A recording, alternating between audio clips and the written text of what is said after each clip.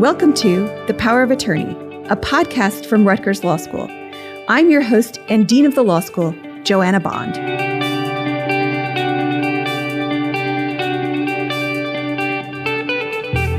Today, I'm joined by Chris D'Alessandro, who is a proud Rutgers Law grad. And thanks so much for joining us today, Chris.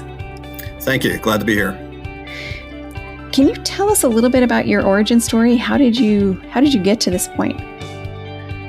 So I'm originally from northern New Jersey. That's where I spent most of my life, in places like Clifton, Passaic, and Rutherford, which are sort of suburbs of New York City. I'm 54. I currently live in Westchester, PA. I'm married, have 2 children. My wife is Dr. Patricia McKernan, who is also a proud Rutgers graduate. She's a graduate of the DSW program. She's chief of staff for Cadenza, a large provider of services in Pennsylvania.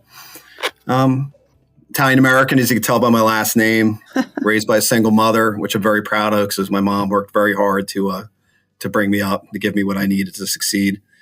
Some other things about me: I didn't make it through high school. I dropped out when I was 16. I had started work when I was 15. And I also started playing guitar, and I was more interested in playing guitar in heavy metal bands than I was in school. So I did that for a couple of years. But, my family's very interested in seeing me move forward. So they convinced me to get my GED, which I did when I was 18. Went to college, didn't do so great. So I decided to join the Army.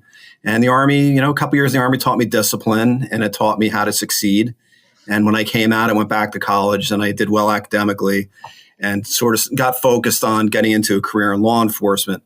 Because while I had worked in a factory when I was probably 18, one of the managers there, he had been in law enforcement and he had spent many years in the military and the Army and the Air Force. And he convinced me, he said, "Hey, this is no way to live. You have to start doing something for yourself and do something to get yourself out of the situation, do other things." So he convinced me to join the Army, and also got me interested in law enforcement. So when I got out, I did eventually get a job with the New Jersey State Parole Board as a parole officer in 1997. I worked for them for 18 and a half years, retired at the rank of lieutenant in 2015. I had re-enlisted in the Army in 2005, and I actually started officer candidate school on my 36th birthday. I was the oldest person in the class. Wow. And I have been in the Army National Guard since then. I was commissioned as an officer in 2006. I've deployed to Iraq and Afghanistan. Still serving in the Army National Guard as a major. I'm a logistics officer. That is pretty much me at this point. That's a great story. And I love that you were interested in heavy metal as a kid. That's fantastic. Who was your favorite band when you were really playing a lot? It was all the early thrash bands like Metallica and Anthrax and Slayer. And I still play in a heavy metal band to this date. I do with guys that I've known I think I've known one guy for like 35 years. So that's great. But we still go out and we go on mini tours. We play like 4 or 5 shows in a row around the area. And it's a lot of fun. Oh yeah, absolutely. That's great. And I love that your path also led you back to higher education. That's a fantastic story. So can you tell me a little bit about the impact of September 11th on your life? So sure, I was a parole officer at the time, and I was working in Clifton. And on September 11th, I was on my way down to Trenton. I think it was to get an ID card or something. So as the attacks happened, I heard it on the radio. I think I was listening to Howard Stern at the time, as funny as that is. And at first, it was being reported as an accidental plane crash into the Twin Towers. But then, once another plane hit, it was pretty clear that it was an attack. So I did a sort of turn and burn at the Turnpike Toll Plaza and just started racing my way back up, back towards home. Stopped at my house to make sure everything was okay. Went to my office, and there were reports coming in that state offices are being attacked. Now, in retrospect, as it may seem that a parole office is going to be attacked, we were all sort of on guard for that. So we stood guard at the office, and at some point, our chain of command started asking for volunteers to go down to the World Trade Center site itself to do recovery efforts. And I did wind up doing that for a day on September 13th. And I didn't go back after that. One day was enough. But the impact that had on me, it just really made me rethink my life. It made me think to get out of the box that I was living, get out of my comfort zone, start taking risks, doing all the things that I wanted to do. Because what I saw that day is it doesn't matter how much money you have, how much power you have, whether you're, a guy sleeping in the street outside of the first floor or the guy in the 100th floor. When it's your time, it's your time. So use your life wisely. That's what it taught me. Yeah, that's an important lesson, but such a tragedy. And so you decided to go to law school at some point. Why did you decide to go to law school, and why did you pick Rutgers specifically? So I had peers in the military who had gone to Rutgers Law and become attorneys. And they described to me the experience of going to law school and the profound impact it had on their thought processes, the way they looked at themselves, the way they looked at the world and things around them. And these are people who I had a great deal of respect for in terms of their intellect and their drive to succeed. And they were people that I sought to emulate. And also my job at Parole afforded me the opportunity to go to the FBI National Academy, located in Quantico, Virginia, which is sort of the premier law enforcement training in the nation for law enforcement supervisors. Now, at the time I was a lieutenant, but I was there with chiefs of police from some of the major cities, top level law enforcement executives. And one thing that these people had in common is that they had gone to law school. That had a big impact on me as well in terms of what credentials one might want when you're moving forward in your law enforcement career. But what sort of sealed it for me is being in places like Iraq and Afghanistan and just seeing that the rule of law had eroded to the point where the only rights that some people had there were the rights afforded to them by, the strong men, the warlords, the people with the most guns and the most power. And I also saw there that lawyers were involved in every single thing that went on there. They were the ones making policy. Many of the things that we did in a tactical sense or an operational sense on the ground in Iraq and Afghanistan, those policies were reviewed at a minimum or promulgated by attorneys. So that impressed me as well. They're involved in everything from negotiations to logistics, which is what I did, to detainee operations, which is what I did in Iraq. So that made me think that law school is a way to go. Be an attorney, have that door open to perhaps have an impact on the world around me and help people.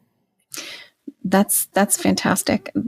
I tell students that all the time, that lawyers are involved in so much of what we do in everyday life. And certainly you saw that up close in the military when I'm sure lawyers were making calls about what logistics and operational initiatives were approved or not. So I think that's a great up close look at how useful the law can be.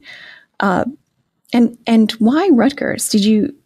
Was it the connection that some of your lawyer friends had to Rutgers, the fact that they were Rutgers alums? Sure. So there's a few reasons. One of the main reasons is that with the New Jersey Army National Guard, as long as you're in good standing, tuition is free at any state school. So certainly when looking at different options, going to Rutgers Law, my entire legal education, I think cost somewhere around $13,000. And that was books and fees and various expenses because the tuition is covered so long as you maintain your grades and you're in good standing with the National Guard. However, I'm also a graduate of Seton Hall. I went there for my master's degree in human resources. I have an Ed.S. from Seton Hall. So it was sort of a tough choice. I looked at both schools, but Rutgers seemed to be more what I was interested in. Rutgers seemed to teach people the more concrete skills that are needed to win in the courtroom, where Seton Hall seemed to take more of an academic approach to the law. Now, both are valuable. However, I wanted to learn how to win for my clients. And I liked Rutgers' history of activism. And I wanted to learn how to accomplish that, how to be an activist, how to advocate for causes that I believed in. And I feel that Rutgers filled that role. That's great to hear. That's certainly what we aim to do. Okay, so now it's time for a softball round robin. What was your favorite and least favorite class in law school? So it's hard to say because I liked all my professors. I can't think of one professor I didn't like, but certainly Professor Murchison's tort class, which was the first law class that I was in, that had a huge impact on me because the first day of class, she was cold calling students to answer about the reading. And that is something that I think is really valuable, to be taken out of your comfort zone. It's part of the reason I joined the military.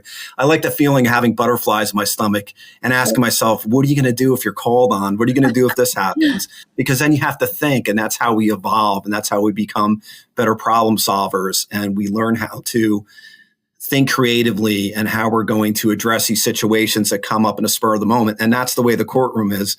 Nobody's going to take their time and ask you whether you've done your research or you have the correct cases in front of you or whether you've prepared your witnesses. It's either you have or you haven't. Right. There were other courses certainly that I liked. Professor Lohr's deposition class was great. That prepared me for depositions. Professor Oberdiek, if I'm saying his name wrong, I apologize, but he had a philosophy in the law class. And in my first divorce trial, I used one of the egalitarian philosophies that he had discussed when advocating for a client who had spent her life providing care for the family. And I equated that into what would this look like in terms of if she was earning a wage for doing these same duties as the professionals that provide these for people, right? And it was a compelling argument. I thought that was interesting. Right. Oh, I'm sure John Oberdiek would love that story. So I've told it to him already, because as soon as I did it, I said, hey, I snuck this into a case. I'm sure I'm not the first lawyer, but it was very good. And also Professor Kaplan's sex crimes class, I had read her editorial in the New York Times, and I supervised the sex offender unit, part of the sex offender unit for the state parole board. And I also supervised sex offenders for many years. So her editorial in the New York Times, I thought it was brave, and I thought it was, although I didn't agree, I thought it was compelling because people need to speak about these things, and people try to speak about them and say, let's have a different perspective on these intractable issues, and they're excoriated for it. So it takes a lot of courage to come out and write something like that. So I took her class because I wanted to hear what she had to say, and it was a great class. That's great. So yeah, I think Rutgers, when you go there, in terms of value for the faculty and what you're learning, and of course, Professor Rothman, RLA, but that's a completely different thing because me and my partners, we consider him our mentor. But yeah, Rutgers, you can't go wrong with the faculty there. All right, we're going to talk a little bit about RLA in just a second, but in the meantime, let me ask you a food-related question. What was your favorite place to eat near law school? Probably the Victor Pub down by the river, and I still go there sometimes when I'm at court. I'll walk down there because it's a nice walk from the law school. You get a little exercise, you get out of there for a little bit, especially when we were working at RLA. Sometimes, the pressure's on, and, you just dealt with a lot of interesting cases, and now it's time to take a walk and talk about things. Not particularly in Camden, but I think in Pennsauken, the Pub, great old school New Jersey place. Good. It's like a dark cave with a salad buffet, and they serve all these old school sort of, comfort food dishes. That's another great place, definitely. Yeah, that's great. I haven't tried that one. I'll have to try it. Okay, and so tell me, before we get to our conversation about RLA, which I want to ask you about in just a second, but before we do that, what would you say is the most important thing you learned during law school? Not any one thing, but what I've often told my wife in our conversations about our mutual educational accomplishments is that law school changed the way I think. It took me from one level of thought to another. So I guess thought isn't the right word, but it changed the way that I look at things, the way I look at the world. So I look at things now and I don't look at it just for what it is. I say, well, what else is this? So it's not just this is a rock, right? I'll look at it and say, well, this is a rock, but does it have any value in economic sense? Or whose rock is this? Or does this rock belong here? Did somebody put it here? And it's a different kind of rock, and maybe somebody could be sued because of somebody will trip over it. Right. So, that's sort of simplistic, but I feel that it evolved my thinking to a different level, and it changed me. That's the most important thing that law school did for me. That's fantastic. Yeah, I think we teach people how to be problem solvers and look at the world in a different way. And your example is a perfect one. Okay, so now I want to talk about Rutgers Law Associates. After graduating, you became part of Rutgers Law Associates. Can you tell us what RLA is and what your involvement in it was? Rutgers Law Associates is a fellowship program through Rutgers Law, and it's a small law firm run by Professor Rothman out of both Newark and Camden. And it provides low-cost services to citizens in New Jersey, primarily low income or modest income people, but also if a case is of value to the fellows to work on, then sometimes they'll take cases from, people with more money. However, if it's something fellows can learn from, we'll take it on, something novel or something interesting. And at Rutgers Law, it's run in the vein of a medical internship. Doctors get together, they discuss cases, they talk about how they're approaching medical problems, what diagnosis is made, how that's going to be treated. And it's very similar with the law. So we would have rounds where we would sit on the holodeck, I believe, when we were in Camden, and we would say, okay, we each have these cases. Well, I'm going to trial. What is that looking like? What issues are you coming up with? And then Professor Rothman would offer us recommendations, and he was there constantly to offer us guidance. And it also teaches you how to run a small law firm, which in my case is really good because that's what me and my partners did when we got out of Rutgers Law Associates. And those are things that you may not think of. So things, how to send a fax, how to scan documents, how to put a motion together, how to put interrogatories together, all these things that are difficult to learn when you're on your own. But when you're part of this collective, part of this fellowship, and you're all working together towards common goals, it teaches you all these things. And also it teaches you courtroom demeanor, because I think the second day I was there, I was in the courtroom with one of the other fellows. So I would say that Rutgers Law Associates, besides just being a fellowship, right? Of course, you get paid for it, which is nice, but it puts you in that. So in the military, we have a thing called left seat, right seat when you trade out in position. So I come in Afghanistan and I'm going to take over the supply yard.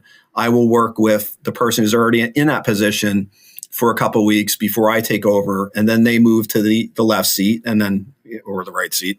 And then we're talking from there. And then that person eventually moves on. So it's sort of like that, where you're getting this guidance while you practice the law. And when you're done, you're more competent as an attorney and you're ready to get out there and advocate for clients. Where I think if you just graduate from law school and then you just go out on your own, that's got to be very tough. I think that is challenging. And it's wonderful to have this program that's really based on that medical apprenticeship model, where you're getting a lot of feedback and learning the whole time that you're out there representing clients as a Rutgers Law Associate.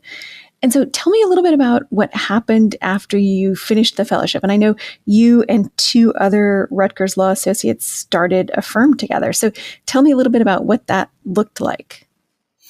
Sure. So when I got to the fellowship after graduating in 2018, Keith Peterson, who's one of my law partners now, he started with me at Rutgers Law Associates. Linwood Donaldson, I believe he graduated in 16. So he was 16, 17. I'm sorry, but he was already at the fellowship. So while we were there, he finished up and he briefly went out into private practice.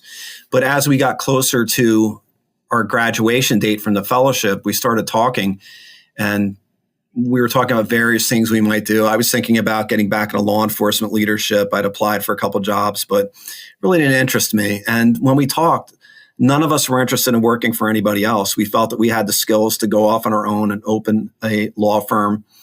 We had the modest money to start the law firm. And Linwood, because he had been on his own, he knew some of the mechanics of it, such as securing the proper insurance, leasing, billing, things of that nature. And we had learned all that at Rutgers Law. We learned how to use Clio, which is the software we use. We learned how to use e-courts. We learned how to file documents. And all the office things that we needed, we already knew what we needed because we had seen it at Rutgers Law. So we needed a scanner printer, we needed a shredder, we needed desks. So we got together and we said, we know it's a risk, but you know what? It's time to start our own law firm and go out on our own. So that's what we did. We started a law firm in September 2019 was our official start. And we did have some clients that came with us from Rutgers Law Associates, with the blessing of Professor Rothman. But we immediately started getting into domestic violence advocacy, and that remains a huge part of our practice. And we've just taken it from there. That's great. And you're now 4 years in. And has it been a fun and successful 4 years? It has been a great 4 years so far. We've been very successful. So our first year, we did not think we were going to be successful. We thought we were going to struggle, and we thought we were going to have to kind of scramble to make ends meet. That's not what happened. We were overwhelmed with business, and that's been going since. And we have essentially as much business as we can take, and probably more at this point. So we're looking at maybe expanding. So that's something I would suggest that people are prepared for. It's good to have contingencies or a plan for the worst, but instead perhaps plan for the best too, because that can be just as challenging. Right. So. That's a good problem to have, though. That's great. Now, I know you recently represented a Rutgers student in a defamation case where his ex-girlfriend publicly defamed him after he tipped investigators to her identity as a January 6th insurrectionist. And the judge ordered her to pay him $50,000 in damages. That's an amazing victory in a short time since founding the firm. You mentioned online that it's more than just a court victory. Can you say a little bit more about that? Sure. Well, my client is a young man. He's a Rutgers student. And when he recognized his ex-girlfriend as being the individual inside of the Capitol talking about having Nancy Pelosi's laptop, or words to that effect. And then there was some traffic on Discord, which is a chat, basically a chat used by gamers and other people to communicate, very popular. But when he saw some things on that from her as well, he reported to the FBI, and almost immediately she took out a protection from abuse order against him and explained her flight from authorities in the context of being a domestic violence victim. Now, my client asserted that that was not true. In the aftermath of that, Riley Williams had a friend of hers or an associate who had also gone to the Capitol, although he had not entered. But he went online, talked to news sources like the Epoch Times, sort of these right-leaning sources, and also some other news sources, even in the UK, like the Daily Mail, things like that, saying things like my client was a Russian. No, he's a stalker. Just things that weren't true. My client didn't know this guy. This man did not know my client. And in saying that he was a Russian, my client took that as he was implying that he was a Russian agent. And my client was also interested in a career in computer science. These things can impact his career in the future. And this stuff's out there on the internet, and it's going to be out there forever. So we brought suit against them. Very difficult to serve them. I had to learn some new court procedures, service by substitution. I ended up serving her public defender, her federal public defender, and getting leave of the court to serve the other defendant through Facebook, because he had an active Facebook page. We did that after some conversations with the actual federal public defender of Pennsylvania, the judge and I, and Ms. Williams' attorney. I was able to serve her successfully. But after that, they did not respond. I can't say why they didn't respond. In my opinion, they just decided they didn't want to.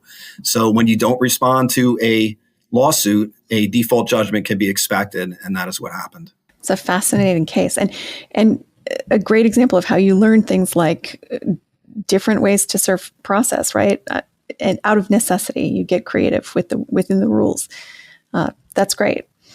And I apologize. And why do I think that it's more of a victory than just for my client? Because whatever people think about what happened on January 6th, that's not the way to do things. We have a process here in place, and the process is the rule of law. And these are things that we have here that people don't have other places. And if we don't appreciate it and use it, who knows how long we'll have it. So I view this as a victory for the rule of law, because my client used the system that's in place, even though it was frustrating and it was long. And even though who knows if he'll ever recover any of the damages that were awarded to him. However, he used the system, he trusted in it, and in the end, he achieved justice. And I think that's a lesson for people who may be doubting whether there is justice out there. There is. It's not always easy, and we have an adversarial system, and there's two sides to every story. But the rule of law does work in our country, and people need to respect that. So that's why I thought it was a victory for the rule of law as well. Yeah, that's fantastic, and it must be gratifying from a lawyer's perspective too, to see your client through that kind of process. It is, especially a young man who, he did the right thing. Right. That's the most I could say about it. And what about some of your other wins? Are there any that you can share with us? Sure. So early on, I took on a case, and it was a case that involved the 2-year look back window for sexual misconduct that Governor Murphy had passed, I think, in 2019. And I was the first attorney to successfully bring a New Jersey LAD claim under that. I realized it was something novel. We fought off 2 motions to dismiss, but we won that. So I thought that was a good win for my client, that we successfully got that through, because there was some question of whether that 2-year window applied, but I thought it clearly did because, and the subject matter of something like sexual assault or sexual harassment, I don't think that it can ever be separated from the sex of the person who's subject to the harassment. I think it's inherent in whatever sex you are, right? If you're male, if you're female, whatever your gender is. And I believe there was a case recently that came out as well. I think from the New Jersey Supreme Court, I might be wrong here, but that sort of affirmed that, saying that, yeah, these two are inseparable, right? If this happened to somebody, if somebody was sexually assaulted or sexually harassed, then clearly their identity comes into it, because that's what the harassment was predicated on, right? But for that, they would not have been harassed. So that was something that we did as a firm. And I thought that was a good victory for our client and also for other victims. So Great. And talk a little bit about running a law firm. There must be parts that you enjoy and parts that you don't care for that much. Can you say a little bit more about that? Sure. So certainly enjoying the fruits of your labor is something that is good. You work hard and there's a reward for it. There's also, though, all the anxiety that comes with having to pick which cases you take and then how you administer them. The work that we do is very sensitive. We work with a lot of victims. As I said, we do primarily victim side domestic violence. So we deal with situations that I think a lot of other lawyers do not want to deal with. And, sometimes people can be victims and they could find themselves, even though they're victims, being prosecuted by their abuser, which is something we deal with. And there's a lot that goes into that. So sometimes we find ourselves in situations that we're not sure how to handle. We'll take on a case. And we also do some employment law, things like military discrimination, racial discrimination based on sex and gender. So in some of those cases, we're up against very big law firms. So I had one case where I think I was up against, I called them the lawyer platoon during motion hearings, because I think I was up against 6 other lawyers at one point. Wow. So you have to learn how to deal with that, right? How do you fend off 3 motions to dismiss instead of 1? You have to learn these processes that, just by nature of our lack of experience in terms of time, we just haven't dealt with yet. So, do we have to have this within 14 days or 10 days? And what's the difference between family and civil? And then anybody that does family is going to could tell you it's sort of the Wild West of law. The way family lawyers talk to each other, the way we talk to each other in court is very, very different than civil. Civil is exactly that. It's civil, right? Polite and civil. Everybody's civil to each other. Sometimes people get a little testy, but switching from family, especially from domestic violence to civil, you have to learn how to tone it down. So we had to learn how to do that. So that's the biggest challenge, is simply learning how to do these things that other lawyers take for granted, or big law firms who just hand out to an associate and say, here, learn how to do this. And associate number 2, go do the research. For us, it's no. If Keith Peterson has a case, like he has some cases right now that involve a lot of research. One of his cases is on appeal. So he does all the research. He learns how to file the appeal. I think he had one with he had to send it in 3 giant packages to the appellate division because that's how much it was. But I'm sure that's not unusual, but for him, it's the first time. Where do you have to put the staple, right? He's stapling the stuff together. We do all that stuff for ourselves. So that is the challenging part about having our own law firm. And that, like I said, learning how to deal with success, right? How do you, sometimes learning how to handle success is as difficult as learning how to handle a setback. And also, I will say that we don't lose very often. So when we do, it's a matter of concern, and we sit around and look at each other and say, how do we lose? Right? Every lawyer loses sometimes. Absolutely. But if you're winning a lot, it makes it harder to actually lose. We figure it out, but sometimes we say, how did I lose that one? And we kind of examine and pick apart everything that we did. And sometimes we say, well, that's why we lost, right? We didn't do this right, or we didn't do that right. But most of the time we just chalk it up to when you go into court, sometimes you don't know what's going to happen, especially in family court. It's a court of fairness, right? So what does one party think is fair and the other party thinks is fair? It's not always the same thing. So. Right. Well, it must be nice to have 2 other law partners to compare notes with and debrief at the end of a long case. Definitely. And we learned at Rutgers Law Associates that working as a collective, we're much stronger than if we work as individuals. So we all sit in the same office and we share ideas. We do work from home sometimes, but we find ourselves in the office at least 2 or 3 times a week all together. And we discuss our cases and we offer each other input and creative criticism. And we tell people, we tell each other, not other people, things that need to be said. So if one of us writes a brief that isn't good, we'll tell the other person, well, hey, this needs some editing, right? Or maybe you don't want to use those words, or maybe have you considered this part of the law? Or sometimes I'll get anxious about something another lawyer says to me, hey, I'm going to do this. And I'll say, you can't do that. But then I'll ask my partners, can they do that? I'll say, oh, yeah, they can. So that's why it's good to bounce things off of other people. And I think if I was a solo or sole practitioner, I wouldn't have that. So very important lesson to work as a team and get things done for your clients. It sounds like you carried some of the best parts of Rutgers Law Associates into practice with you, which is fantastic. So my last question for you is, what advice would you give to law students who may have an interest in someday opening up their own law firm?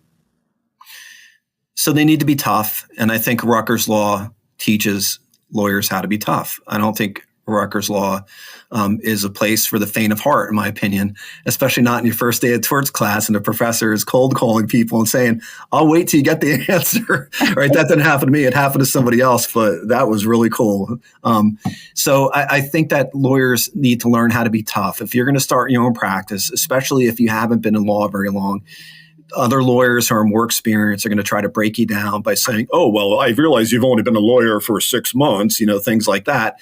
But, the way to handle is that after you've beaten them, you think to yourself, well, I guess I learned more in that 6 months than you did in your 40 years because I just beat you, right? So have faith in yourself. Like, don't go in and think you're going to lose just because somebody has decades of experience on you. What we found is that some law firms do the same things the same ways over and over again, despite their clients.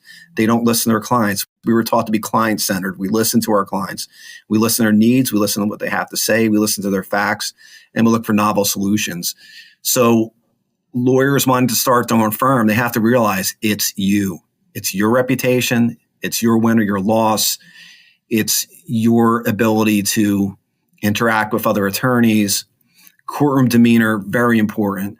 New lawyers, when they go in a courtroom, don't go in there with an attitude. If the judge tells you something, do it. If the judge tells you, hey, I've heard enough of that and it's time for that to end, then you need to stop, right? If the judge heard your argument and doesn't want to hear it again, there's no need to argue with a judge. That's just silly. You're not doing your client any favors. That's something I would suggest, which I see over and over again.